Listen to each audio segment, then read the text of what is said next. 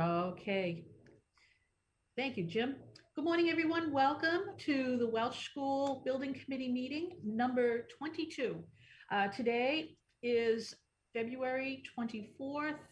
We're beginning a little bit late. We were just waiting to make sure we had everyone present.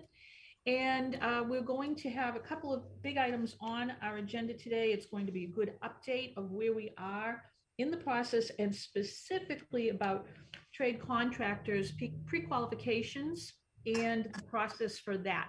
So what I'm going to do first, I am going to request that someone make a motion to approve the meeting minutes of our January 20th meeting.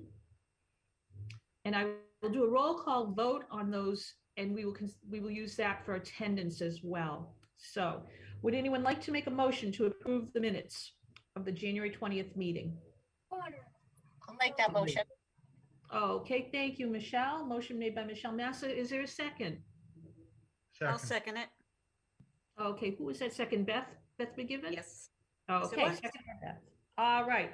I'm going to do a roll call, and this will also be the attendance of who's present at this moment.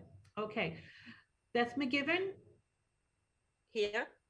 Okay. And is that a yes on the vote? Oh, yes, that's on. Yes. Thank you. Okay. Got you doing two things today. Yeah. Jared Hockman? Yes. Okay, thank you. Jim Hafey? Here and yes. Okay. Joe Scanlon? Yes. All right, thank you, Joe. Carrie Ann Wheeler? Yes. Okay. Ryan Melville? Yes. All right, and, oh, sorry, folks.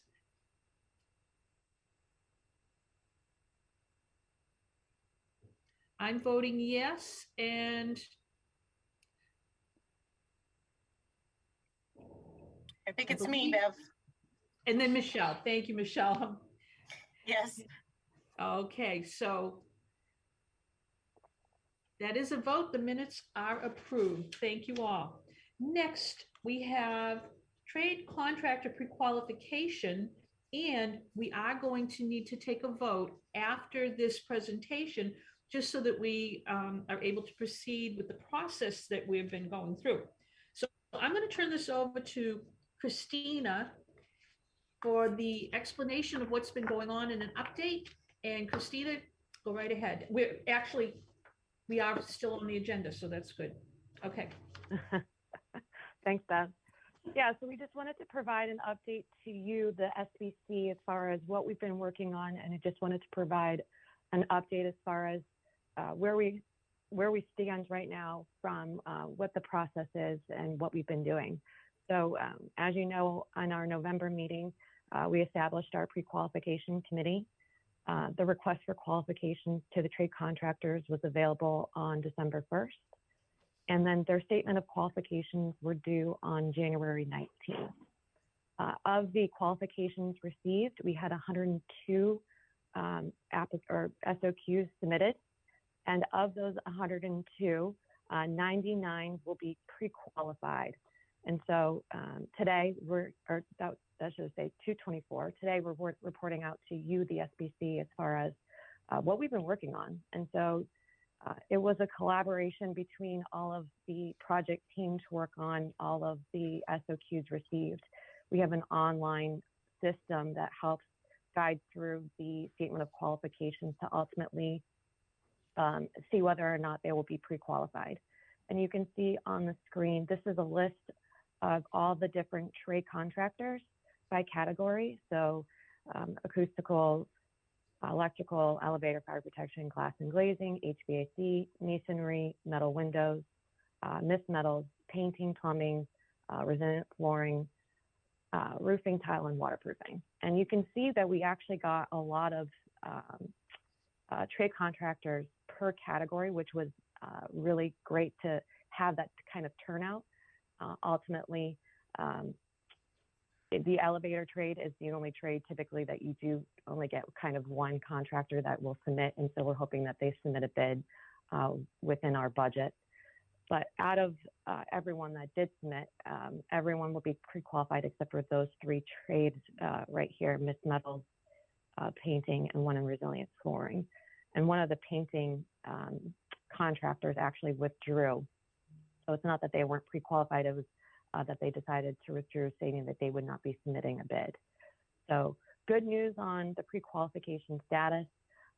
Good news is that we got plenty of applications, and we're looking forward to receiving their bids.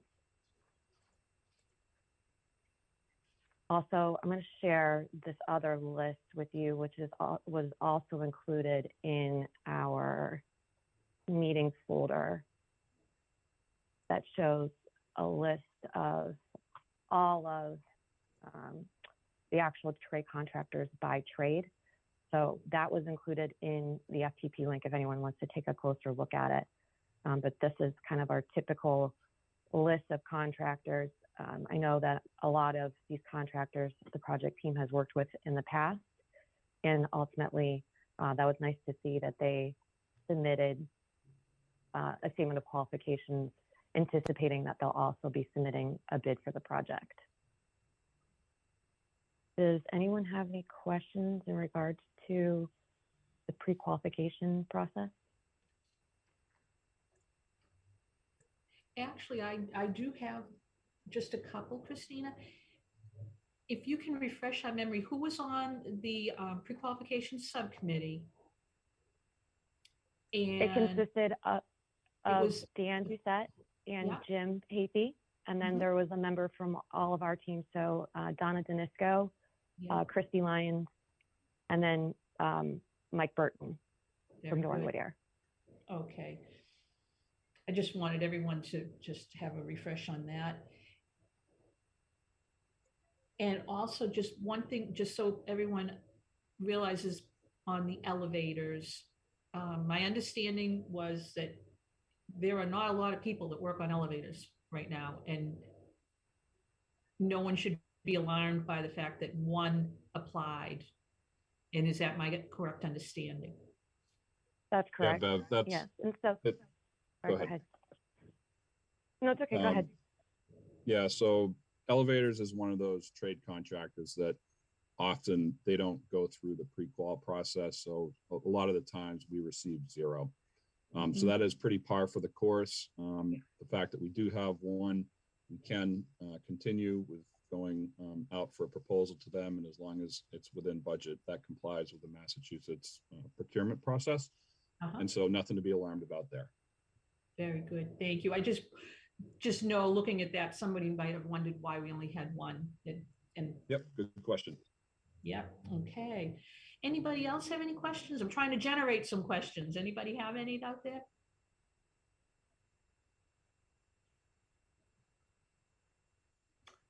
All right. If there aren't any questions, and I don't see any hands raised or anybody waving at me.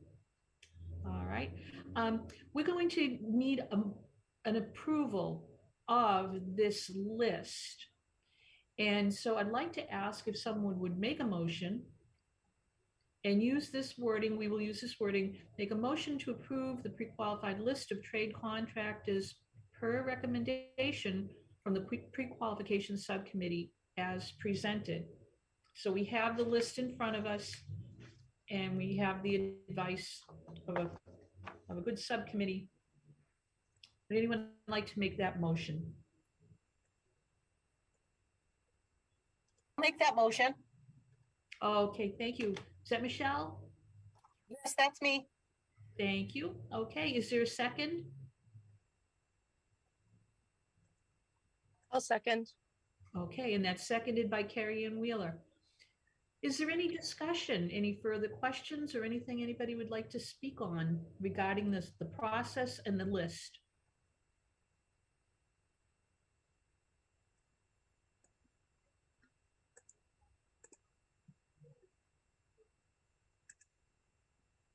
Okay, seeing none, I will take a roll call vote on that.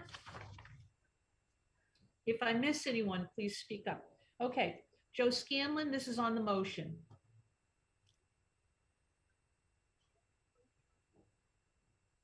Yes, sorry. Oh. All right, Jared Hockman, Yes. thank you. Jim Hafey, Yes, and thank you, everybody. Okay, Jim, thank you.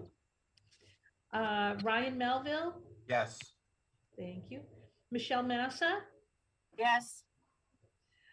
Beth McGivern, Yes. and Carrie Ann Wheeler. Yes. Okay, and I vote yes as well. Is there anyone that I didn't call on of the voting members? Okay, thank you all. Moving along, Christina or Vivian, a design update? Yeah, so Vivian, I don't know if you want to talk to the next slide. I'm happy to if you'd like me to. From our last SBC meeting, as you know, Danisco has presented any kind of changes or design updates to you through renderings and, floor plans and room data sheets, etc. Danisco is busy working on getting our documents ready. So for our design update today, we have basically just kind of a schedule for everyone to go through as far as what that means and what they've been working on, which is a lot. And so ultimately, as you know, based off of our meeting today, we'll be sending out the notifications to the pre-qualified trade contractors so that they know what their status is. Also, we're working with Dan Doucette and our team on the central register, combis, and local ad prior to 3/2, which is when our first set of documents are available. So our early release package #1 documents will go live next Wednesday at noon. So that's exciting. And then 3 weeks following that, on 3/23, bids will be due at City Hall. And so we'll have an bids opening with Dan. And that's exciting as well. Hopefully we have a good turnout. And so we'll be following up with that in our March and April update also to you as the SBC. Following our 3/23 date, right after it is also our invitation to bid notice for our early release package #2. Again, we have to present information in the combis and local ad, central register again. Following that, the early release packages #2 documents will be available on 4/6. 3 weeks after that, again, bids will be due at City Hall at 2 p.m. on 4/27.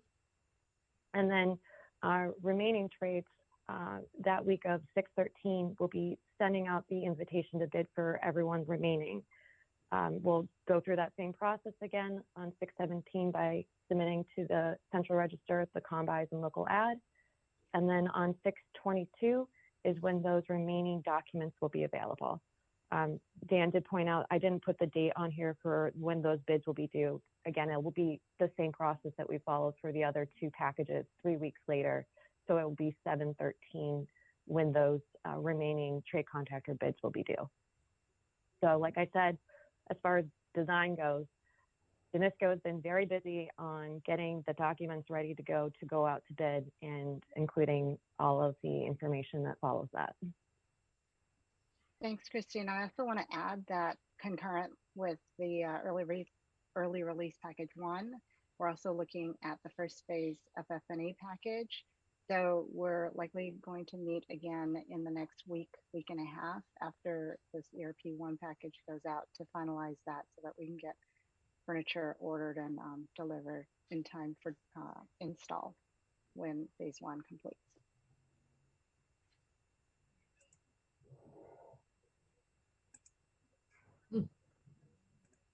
Any questions from anyone about where we are with the design update?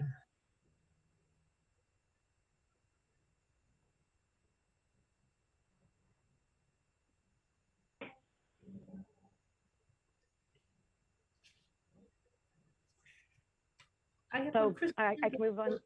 Oh, Christina, the list that we have, the list we have of the pre-qualification, I'm sorry, the trade contractors on the pre-qualification, on this list, these are the only items that are going out on, early release package 1, or is this like the general list and there will be following lists of people who are pre-qualified for early release package 2? How does that work? So we send out one notification as far as who's been pre-qualified. We're going to send like a mass email, kind of like mail merge, so that they know that they've been pre-qualified. And then we'll also then, concurrent with Dan's notice for the early release package number 1, which is windows and roofing, we'll also post in the central register the full list, so everyone has not only a notification there, but also through the central register. But technically, early release package number 1 is only for trade contractors that are part of the windows and roofing categories. Thank Yeah, you. Aren't each of the trade contractors going to get a specific notice saying, here's where you find the documents? Yes, that follows the initial email. We send out also the invitation to bid information. So if I could just add one thing. So Bev, the pre-qualification, that's for everything. That's for all of the ERPs. And while we're only using some in the first package, we just go through the process once. Once you're complete, those pre-qualified trade contractors, that counts for up to a year, and we're certainly within that time frame. And so we do it all at once up front in the beginning, and we'll start picking away as we issue some ERPs and ultimately the final documents. Yeah, thanks, Mike. Honestly, that's why I asked the question, because I was really impressed knowing that you did it that way. And I wanted everyone else to hear about it.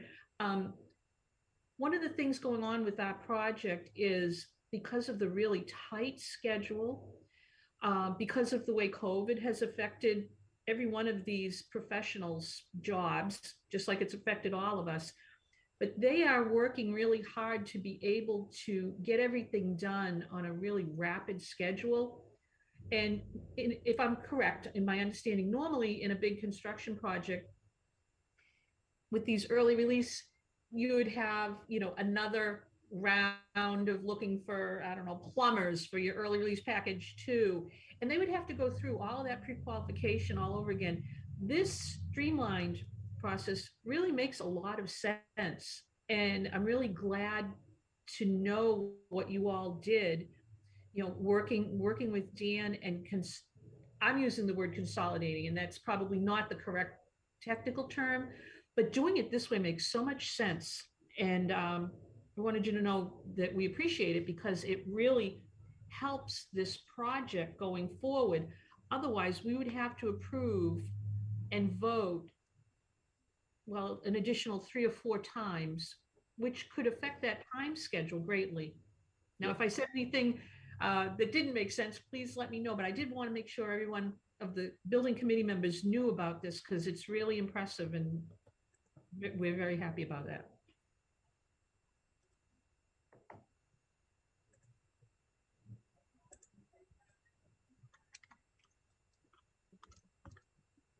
Okay, no questions. I'm going to take that as a glowing endorsement of the work you've been doing. We'll take it. Here we go.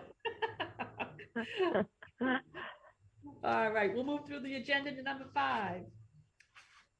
That's a schedule update. Yeah, so we just wanted to let you know about some upcoming milestones as well as meetings.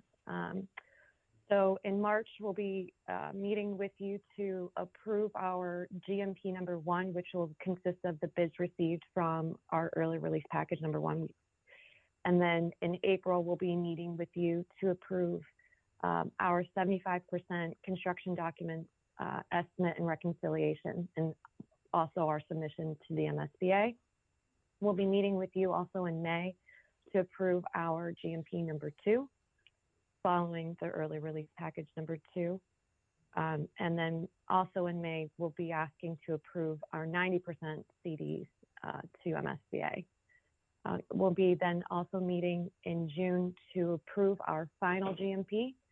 And then, as you know, our construction date, start date is the day after school is finished in June. So that's kind of our upcoming milestones that are important for this SBC to be aware of. And it's exciting that in only 3 or 4 months, construction will be starting. Very good. And if I may, I saw something that said our next meeting would be March 31st for the school building committee. Yes, I believe that date would work best following when we receive our bids and allowing us enough time to compile that information to then to review with you as the SBC.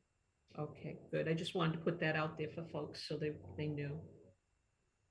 Yeah, and we'll work with getting those meeting invites out as well. Okay, very good. Does anyone have any questions or comments about the schedule?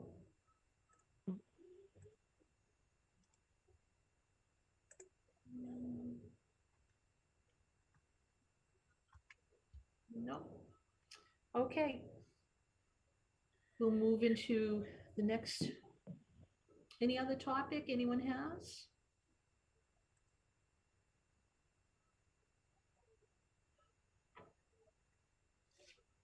All right. Jim and Christina, do you see anyone that wanted to call in on public comment? I don't see anyone else that joined. Rachel, did you see anyone? I do not.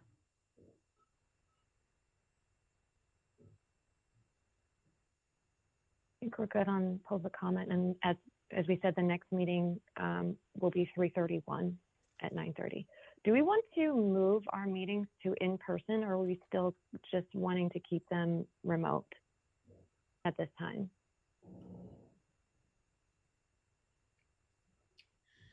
Oh, maybe we should send out, can we do a survey? Yeah, Because that's we not a could- problem. I've got two questions we could put in there. Are folks ready to go back to in-person meetings? And then the second one would be, is the meeting time and date convenient for folks, or is there any monthly conflicts with that? Just to get some input. So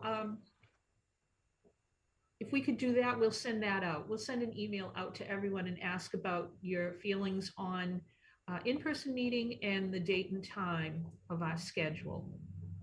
And just as a reminder, we had originally done this. We set it at 9:30 so that you'd miss the traffic at the school in the morning. That's always a consideration. And something to remember as far as scheduling the meetings if we do go back to in person. I think at the end of March, we may be able to do that. But again, here we're still, we'll always be mindful of any spikes with COVID and reasons for the social distancing. But I think it is a good possibility. So I think. And if I could just offer one more thing, Bev. Hopefully, once we get into construction, we'll see how the next couple of months pan out as it relates to COVID. But certainly, once we're in construction, if the meetings are possible on site, there's actually something to look at, and perhaps take a tour, and so it may make more sense to focus on like July for in person. But we'll definitely send out the survey. Love to hear what people would like to say, but obviously once we get started, there's something to look at. Right. And I'll be honest with everybody. I think one thing that has come out of the pandemic is the ability to have hybrid meetings, which will make it a lot better for many people. If you can't make it in person, if there's any specific reason, but you'd still be able to be present on the screen. I think that's going to go with all of our meetings forward. I think we'll throw that question on the survey too, but I think that that's a really positive option for everyone to keep in mind. All right, are there any other questions or any concerns anyone has? Anything you'd like to bring up?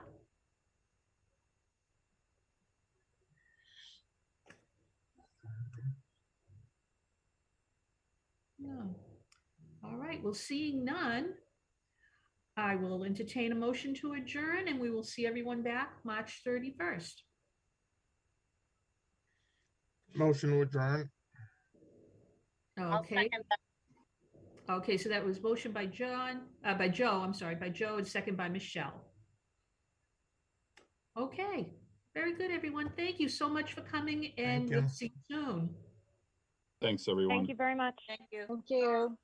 Have a Okay. good one.